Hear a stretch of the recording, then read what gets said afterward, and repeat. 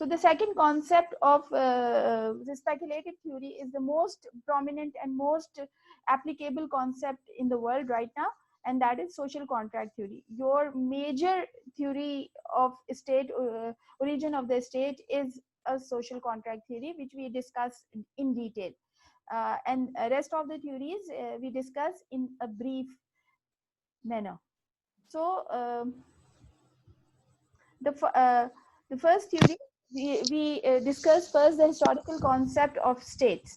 So the first concept of historical basis is the matriarchal theory of the state. Matriarchal theory is based on a primitive age and provide the composition of state instead of society instead of state, where family and permanent marriage were not existed and people lived in matriarchal groups or pacts.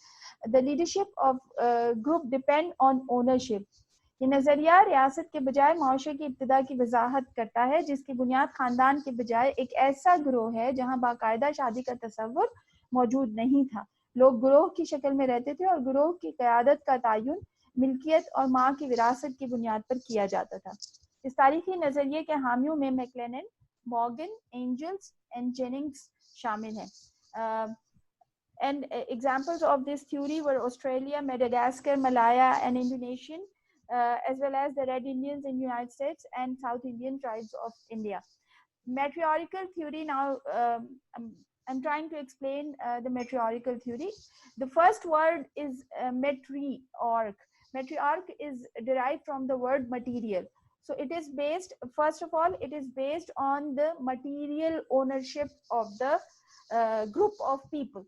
So the one person who get the more material in his possession is become the head of the society or head of the group of a certain place. देखिए, जैसे मैंने आपसे कहा कि मैट्रियोरिकल theory, Urdu में इसे नजरिया mother सरी कहा गया है, क्योंकि उर्दू की जितनी भी ट्रांसलेशंस की गई हैं उनमें बहुत जगह पर बहुत झोल है, लेकिन क्योंकि हम इसको मैट्रियार्कल थ्योरी को दो तरीके से बयान करते हैं, तो एक तरीके पर ये जो तर्जुमा है ये फिट आता है, मगर दूसरी जो एक्सप्लेनेशन है उसके ऊपर ये फिट नहीं होता। जैसे मैंने कहा कि it is started with the material. तो प्रिमिटिव एज जब हम कहते हैं तो इसका मतलब ये है कि द स्टोन एज या द केव एज या फर्स्ट आइस एज। तो ये तीनों मतलब ये कि जब इंसान जो है वो अनसिविलाइज था और वो आहिस्ता आहिस्ता जिंदगी को गुजारने की कोशिश कर रहा था और उसके अंदर उसने थोड़ी बहुत चीजें सीखना शुरू कर दी थी। तो और उस वक्त जो है जो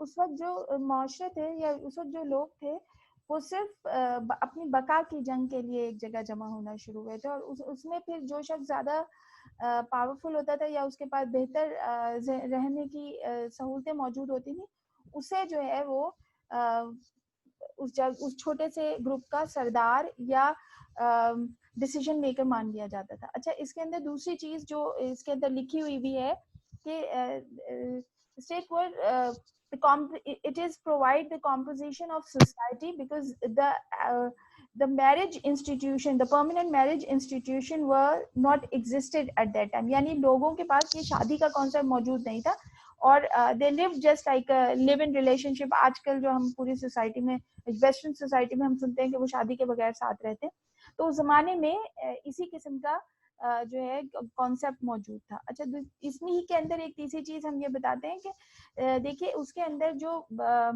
खानदान की सरदारी या इवन विरासत जो थी उसकी बुनियाद माँ की विरासत की बुनियाद पर हुआ करती थी, क्योंकि बाप के बारे में जो है सही मानों में मालूम ही नहीं होता था, क्योंकि शादी का कॉन्सेप्ट ही मौजूद नहीं था। तो इसी तरह एक मर्द के एक से ज्यादा खवातीन से ताल्लुकात होते थे और एक खातून का भी एक मर्द से ज्यादा लोगों से ताल्लुकात होते थे। तो जो लीडरशिप हुआ करती थी या ओनरशिप हुआ करती थी वो माँ की बुनियाद पर हुआ करती थी, फादर की बुनियाद पर नहीं होती थी। तो ये जो कॉन्सेप्ट है ये हमें अर्ली सोसाइटी का जो कॉम्पोजिशन है उसका फराहम करता है, ये हमें रियासत की तश्कील के बारे में नहीं बताता है। अच्छा, हमने यहाँ पर कुछ एग्जाम्पल्स नीचे दी हैं अंग्रेजी में, अगर आप देखें तो लिखा हुआ है यहाँ पे ऑस्ट्रेलिया। ऑस्ट्रेलिया में जो पहली आबादी है ना ऑस्ट्रेलिया की, जब गोरे वहां पे नहीं पहुंचे थे तो वहां पर एक नस्ल आबाद है जो एब ओरिजिन कहलाती है, एब ओरिजिन। इसी तरह मेडागास्कर में कुछ ब्लैक अफ्रीकान्स की फैमिलीज हैं जो ऐसे ओल्ड ट्राइबल रीजन है जहाँ पर वो लोग अभी तक कपड़े भी नहीं पहनते हैं और वो उसी किस्म की जिंदगी गुजारते हैं। इसी तरह मलाया यानी मलेशिया और इंडोनेशिया में भी कुछ इस किस्म के ट्राइब्स मिलते हैं जहाँ पर आज भी जो विरासत है वो माँ की बुनियाद पर होती है और वहाँ पे जो सरदारी होती है वो माँ की बुनियाद पर ही ट्रांसफर होती है। बिल्कुल इसी तरह अमेरिका में हमने रेड इंडियंस का नाम सुना हुआ है, तो वहां पर भी जो कबीले की सरदारी का तायुन है वो इसी की बुनियाद पर होता है। इसी तरह साउथ इंडिया में आपने देखा होगा कि साउथ इंडिया के कुछ रीजन जो है वो आज भी ट्राइबल बेसिस के ऊपर है।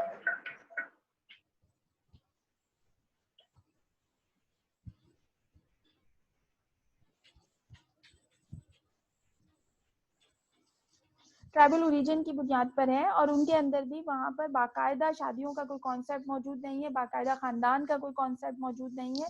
लिहाजा जब दूसरे कबाइल से ताल्लुकात कायम करने पड़ते हैं या एक जगह से दूसरी जगह शिफ्ट होना पड़ता है तो उस सब का तायुन उस शख्स की बुनियाद पर होता है जिसके पास सबसे ज्यादा दौलत हो या सबसे ज्यादा बेहतर उसकी माँ की जो विरासत है उसमें वो उसके पास सबसे ज्यादा जो है मटेरियल मौजूद हो। तो ऐसी सूरत में फिर वो ही कबीले का या खानदान का सरदार माना जाता है, मगर परमानेंट खानदान नाम की चीज मौजूद नहीं है। अब इस वक्त दुनिया में इस किस्म का कॉन्सेप्ट जो है वो सिर्फ अफ्रीकान ट्राइब्स में मिलता है, बाकी तमाम जगहों पर इस किस्म का कॉन्सेप्ट खत्म हो चुका है। So matriarchal theory provide us initial concept of composition of society. Now we lead towards the next concept, which is the patriarchal theory of the state, Nazariya Pederseri. The theory was ancient and presented by Aristotle. As you all know about the Aristotle, according to this theory, the state is the enlargement of the family. The original family consisted of father, mother, and their children, all of whom were under the complete authority of father. Patriarchal theory was based on the headship of father and family into a civil society. This theory provides the primitive basis of the state when people lived in a tribe. Pederseri नजरिए का आगाज अरस्तु ने किया था। अरस्तु के मुताबिक रियासत खानदान की तौसी शुदा शक्ल है। खानदान में क्योंकि वालिद वालदा और बच्चे होते हैं जहां वालिद को मुकम्मल इख्तियार हासिल होता है। तो ये नजरिया खानदानी बादशाहत की पिदरी विरासत की वजाहत करता है, यानी खानदानी बादशाहत की बुनियाद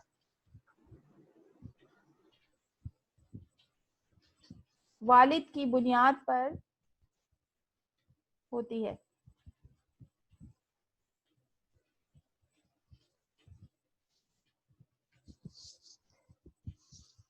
यानी खानदानी बादशाहत की बुनियाद वालिद से होगी और इस तरह वजूद में आने वाले खानदानों के मजमूए ने इब्तदाई रियासत की शक्ल फराहम की। This theory was supported by sir Henry Maine and his book name ancient law. Examples इसके all monarchies of the world are the example of such kind of theory. Number one, it was presented by Aristotle because Aristotle believes on families. अगर आपने उसका state का definition भी अगर आपको याद होगी तो he said the group of families made in state. तो उसने पहले भी ये कहा था कि रियासत जो है वो मुख्तलिफ खानदानों का मजमुआ है। So he believed on the fatherhood kind of a leadership. इसका मतलब ये होगा कि वो शख्स जो उन तमाम खानदानों में वो मर्द होगा यकीनन, और वो उन तमाम खानदानों में सबसे ज्यादा बाअसर खानदान का सरबराह होगा। तो क्योंकि वो सबसे ज्यादा बाअसर खानदान का सरबराह होगा, लिहाजा उसकी जो हुक्मरानी है या उसकी जो लीडरशिप है वो बाकी खानदान भी कबूल कर लेंगे, और इस तरह रियासत कायम होना शुरू हुई। ये हमें इब्तदाई नज़रिया तो फराहम करता है, जैसे मैंने आपसे कहा कि ये हमें इब्तदाई जो रियासती नज़रिया है कि रियासत कैसे कायम हुई, तो रियासत ख़ानदानों के मजमूए के तौर पे कायम हुई। और फिर हमने देखा कि दुनिया में इसी नज़रिए के मुताबिक रियासतों की कुछ मिसालें भी हमें मिलती हैं। जैसे हमने आपको यहाँ पे लिखा ऑल मोनार्कीज, यानी जितनी बादशाहतें दुनिया में कायम हुई हैं उनमें अक्सरियत में अगर आप देखें तो वो जो विरासत यानी बादशाह के बाद बादशाह का बेटा जो है वो हुक्मरान बनता है। और ये कुछ जो मोनार्कीज हैं उनमें ये कॉन्सेप्ट मौजूद नहीं है। जैसे सऊदी अरेबिया की जो बादशाहत है वहाँ पर जो है ये कॉन्सेप्ट मौजूद नहीं है बादशाहत का। इसी तरह अगर हम वेस्टर्न सोसाइटी में देखें तो सिर्फ ब्रिटेन एक ऐसा मुल्क है, बरतानिया वो वाहिद मुल्क है जहाँ पर बादशाहत जो है वो बाप के बाद बेटे को ही ट्रांसफर नहीं होती, बल्कि वो ट्रांसफर होती है बाप के बाद जो पहली औलाद, बाप की जो पहली औलाद होगी फिर उसमें वो ट्रांसफर हो जाएगी। तो अगर बेटी है तो फिर बेटी की जो पहली मतलब मलका बन जाएगी। जैसे आजकल जो है इसके एग्जाम्पल मैं आपको दे रही हूँ कि किंग जॉर्ज जो थे वो मलका विक्टोरिया के बेटे थे। तो मलका विक्टोरिया जो है वो ये जो concept of crown, ownership of crown है, ये बरतानिया में शुरू ही मलका विक्टोरिया से हुआ, क्योंकि इससे पहले जो भी बादशाह थी वो सिर्फ जो खानदान के मर्द हजरात थे उन्हीं को में जाया करती थी, और बाप के बाद बाप का जो पहला बेटा अगर वो जिंदा है वो नहीं है तो फिर दूसरे बेटे या तीसरे बेटे को जाती थी, मगर बेटी को बादशाहत नहीं दी जाती थी।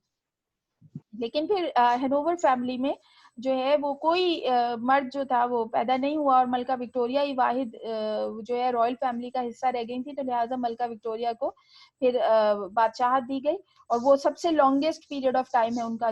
बरतानिया की बादशाहत में सबसे जो ज्यादा अरसा हुक्मरानी की है वो मलका विक्टोरिया ने की।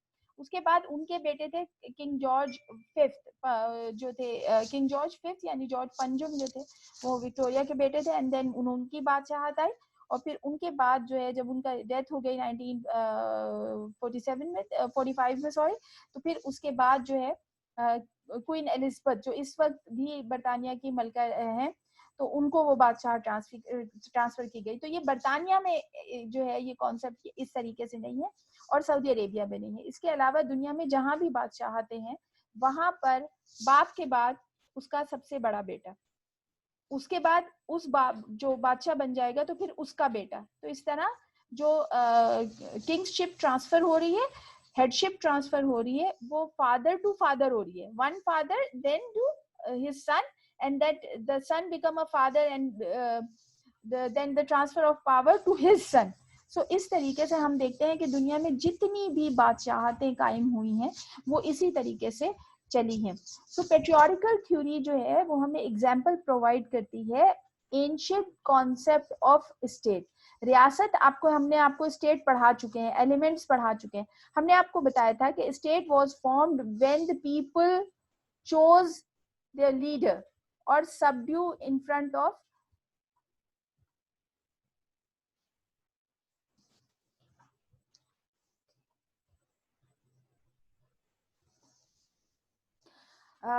सब ओके। सो हम देखते हैं कि पेट्रियार्कल थ्योरी जो है वो हमें स्टेट का कॉन्सेप्ट प्रोवाइड कर रही है। अर्ली इस कॉन्सेप्ट ऑफ स्टेट जब रियासतें छोटी छोटी थी, इतनी बड़ी नहीं थी जितनी अब है, और फिर आहिस्ता आहिस्ता हमने देखा कि जो बड़ी रियासतें हैं उन्होंने भी इसी किस्म के कॉन्सेप्ट को फॉलो किया जब तक के दुनिया में बादशाहत मौजूद थी। तो बादशाहत तक का जो कॉन्सेप्ट है, और ये भी एक खास किस्म की बादशाहत तक का है, इसके बाद की जो बादशाहत है वो इस कॉन्सेप्ट की बेसिस के ऊपर नहीं बनी, बल्कि इन्होंने इस कॉन्सेप्ट के साथ एक और कॉन्सेप्ट को इसके साथ जोड़ा, और फिर जो है वो उन्होंने जो दुनिया में इंपीरियलिज्म और कॉलोनियलिज्म चला वो फिर उनकी बेसिस के ऊपर चला। Patriarchal theory of state was provide us the early concept of state when the most strongest person of the family or the families of the certain territory become the ruler, and that when that person become a ruler, then state was formed. रियासत उस वक्त बन जाती है जब रियासत अपना कोई हुक्मरान मुंतखब कर लेती है. अब वो हुक्मरान छोटे से कबीले का भी हो सकता है या उससे बड़े शहर या गांव का भी हो सकता है. तीनों सूरतों में जब एक इलाके में रहने वाले लोग इस किस्म की कोई भी सियासी एक्टिविटी, सियासी सरगर्मी करते हैं तो रियासत इस तरह से रियासत तश्कील पाती है. रियासत की तश्कील जो है इब्तिदाई तौर पर आजकल की रियासतों जैसी नहीं थी. ये बात आप अपने दिमागों में बिठा लीजिए. पहले जमाने में रियासतें बहुत छोटी थी. हमने आपको जब एवोल्यूशन ऑफ स्टेट, इसीलिए सारी चीजें आपको पहले पढ़ाई ताकि आपको समझ में आ जाए. हमने आपको बताया था कि सुमेरियन और असेरियन टाइप ऑफ स्टेट्स जो थी वो ट्राइबल स्टेट्स थी. छोटी छोटी छोटे छोटे गांव जो थे वो रियासत कहलाते थे. फिर उसकी जो है चेंज हुआ इनटू ग्रीक सिटी स्टेट्स में, जिसमें वो रियासत की शक्ल थोड़ी सी बड़ी हो गई और वो सिटी स्टेट कहलाने लगा. ठीक है, तो आपके दिमाग में ये बात होनी चाहिए कि हम शुरुआत का बता रहे हैं. पेट्रियार्कल थ्योरी ये तारीखी नजरिया है. अब दुनिया में जो रियासतें बनती हैं या रियासतों में का इंडिपेंडेंस वो हासिल करते हैं तो उस वक्त ये कॉन्सेप्ट इस्तेमाल नहीं होता है. अब आ जाते हैं स्पेक्युलेटिव थ्योरीज. जैसे मैंने आपको पहले ही बताया, स्पेक्युलेशन का मतलब ही ये है कि ख्याल करना, सोचना, कयास करना. सो स्पेक्युलेटिव थ्योरी ऑफ स्टेट में जो पहली थ्योरी है that is theory of divine right origin, यानी नजरिया तख्लीक Rabbani. It is based on the concept that God created state as it created everything else. He made certain persons king to rule over others. ये नजरिया इस बुनियाद पर कायम हुआ कि रियासत खुदा की तख्लीक करदा है, उसी तरह जैसे बाकी तमाम कायनात उसने कुछ लोगों को बादशाह और दीगर लोगों पर बाइख्तियार बनाया है. This theory was famous in the early 11th और 12th सेंचुरी. 11वीं और 12वीं सदी में ये नजरिए ने पूरी दुनिया में जो है इस किस्म की बादशाहतें कायम की. Particularly because we are studying a political science which is a Western subject, so we are discussing the Western concepts. So in a Western society, all the Christian states, जितनी भी ईसाई रियासतें थी, वहां पर इस कॉन्सेप्ट की बुनियाद पर जो बादशाह का इख्तियार था, the power of the king was strengthened by this concept of state origin. यानी इससे पहले ये कॉन्सेप्ट मौजूद नहीं था. देखिए, दुनिया अल्लाह ताला ने जरूर बनाई है मगर state is not created by the God. अल्लाह ने जमीन बनाई है, उस पर हम कैसे रहते हैं इसका फैसला लोग करते हैं. वो जिस तरह रहना चाहें, वो अगर किसी की अताअत कबूल करना चाहते हैं तो ये उनका पर्सनल मैटर है, और अगर वो किसी की अताअत कबूल नहीं करना चाहते वो भी उनका अपना मसला है. वो लोग इत्तफाक राय यानी जो है पब्लिक ओपिनियन की बेसिस के ऊपर स्टेट फॉर्म कर रहे हैं, या वो इंडिविजुअली स्टेट फॉर्मेशन कर रहे हैं, उनके अपने कॉन्सेप्ट हैं, और दे मेड अ किंगशिप, बादशाहत किसी एक शख्स को सॉवरन मान के उसकी अताअत करने के लिए राजी हो रहे हैं. It is by their own choice, उनके अपना ख्वाहिश के ऊपर कायम है.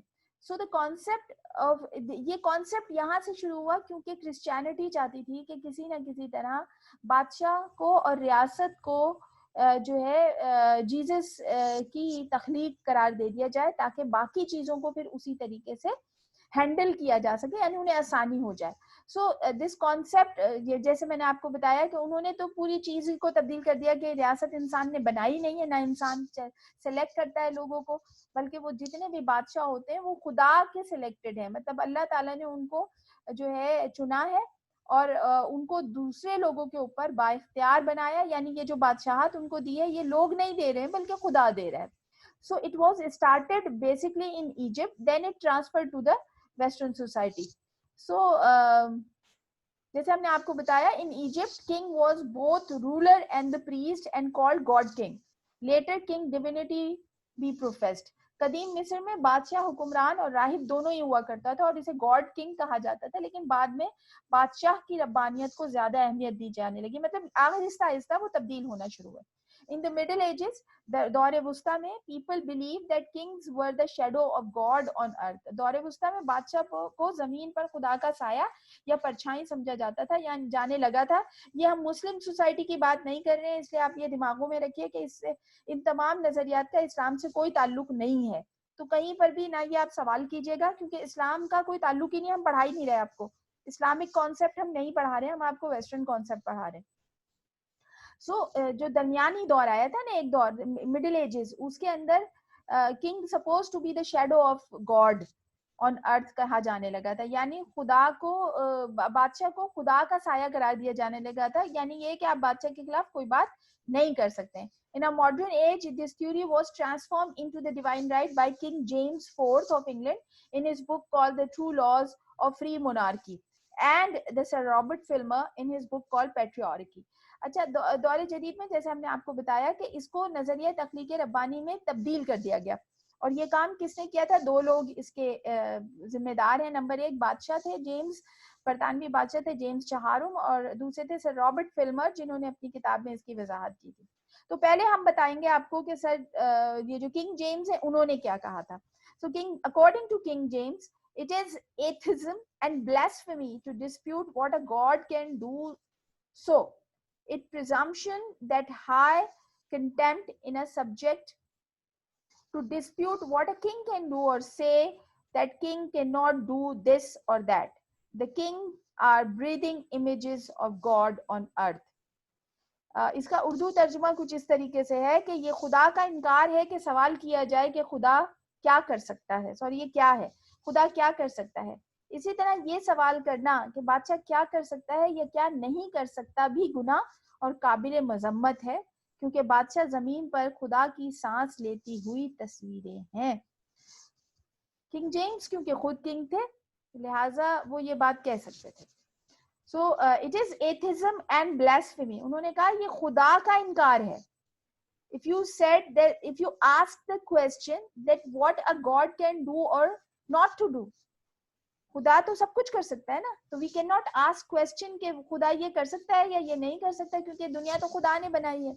तो उन्होंने इसको फर्दर एक्सटेंड किया और कहा कि it is also a blasphemy or atheism that ask a question that what a kings can do or not, because king is the breathing image of the god on earth. यानी बादशाह खुदा की सांस लेती हुई शक्ल है। हम खुदा को तो नहीं देख सकते, मगर हम बादशाह को देख सकते हैं। लिहाजा बादशाह ने अपनी पावर, खुदा ने अपनी पावर ट्रांसफर कर दी है बादशाह को, ताकि वो सवाल बादशाह जो है उसके बारे में सवाल ना किया जा सके, और वो तमाम जो ताकतें हैं उनको इस्तेमाल करे उसी तरह जैसे खुदा इस्तेमाल करता है।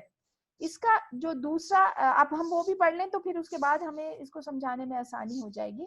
That is from the Robert Filmer. The Robert Filmer said the state created by God, the kings are divinely appointed, they are answerable to God alone for their rule to no human authority. In other words, the state and its laws are divine institutions.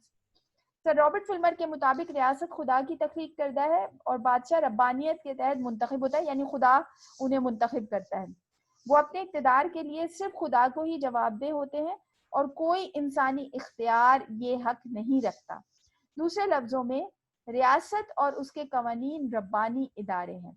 अब अगर आप king James और sir Robert Filmer की दोनों concepts को या दोनों illustrations को अगर साथ मिलाएं तो हमें 3 पॉइंट्स जो होते हैं ना, इस थ्योरी के 3 बेसिक पॉइंट्स हमें मिल जाते हैं कि वो कहते हैं कि the state is created by the God and kings are divinely appointed, यानी रियासत खुदा की तख्लीक है और बादशाह इसका मुंतखब करदा है। ठीक।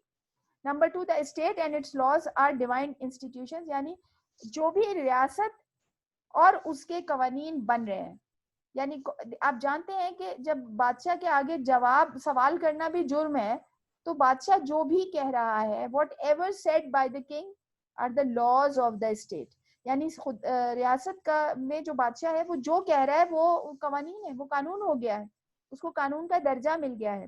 तो रियासत भी डिवाइन इंस्टीट्यूशन है और उसके कवानीन जो है वो भी डिवाइन इंस्टीट्यूशन है।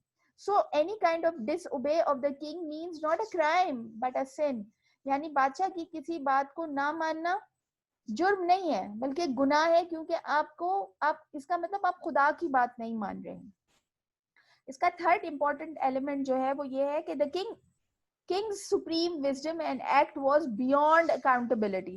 बादशाह का जो भी कहना सोचना है वो या उसका हुक्म जो है वो किसी भी किस्म के एहतिसाब यानी उसे जो है चैलेंज नहीं किया जा सकता और क्रिटिसाइज भी नहीं किया जा सकता. You can not even criticise the kings wisdom as well. So king's laws must follow blindly and unquestionably as obey of God. बादशाह के बनाए गए कवानीन पर बिल्कुल उसी तरह अमल दरामद करना है बगैर किसी सवाल किए जिस तरह हम खुदा की अताअत करते हैं. जैसे मैंने आपको बताया कि 11वीं सदी से लेकर फिर आगे जितना भी अरसा गुजरा खुसूसन वेस्टर्न सोसाइटी में तकरीबन 16वीं 17वीं सदी तक पूरा जो यूरोप था वहां पर जितनी भी बादशाहतें थी वो इस कॉन्सेप्ट के तहत हुकूमतें करती रहीं. रियासत बादशाह की मिल्कियत समझी जाती थी. इसका मतलब है वो खुदा की मिल्कियत है. इसी तरीके से जो हुक्मरान हुआ करता था या उसका जो खानदान हुआ करता था उसे डिवाइनली chosen family कहा जाता था. यानी royal family was not chosen by the people but it was chosen by the God alone. So for that matter divinity provide the unquestionable status to the king and his family. So unquestionable इसलिए कि अगर आप सवाल पूछेंगे कि बादशाह ये क्यों कर रहा है, अब सवाल बिल्कुल हम कोई बड़े सवाल नहीं कर रहे हैं.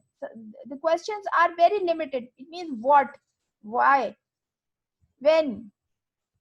हम क्या, क्यों, कैसे जैसे सवाल भी बादशाह से नहीं कर सकते. जैसे मैंने आपसे बताया कि ये कॉन्सेप्ट जो था ये प्रिवेल हुआ पूरे तकरीबन 600 से 700 साल और इस दौरान जो वेस्टर्न सोसाइटी थी उसने जो है वहां पर इस डिवाइन राइट ओरिजिन ने बादशाह ने अपनी मर्जी से लोगों को इतना सप्रेस किया और वहां पर जो क्रिश्चियनिटी थी, क्योंकि आप ये ऑलरेडी पढ़ चुके हैं इसलिए मैं इसको इसमें एक्सप्लेन नहीं कर रही हूँ बिकॉज मैंने पहले ये एक्सप्लेन कर चुकी हूँ.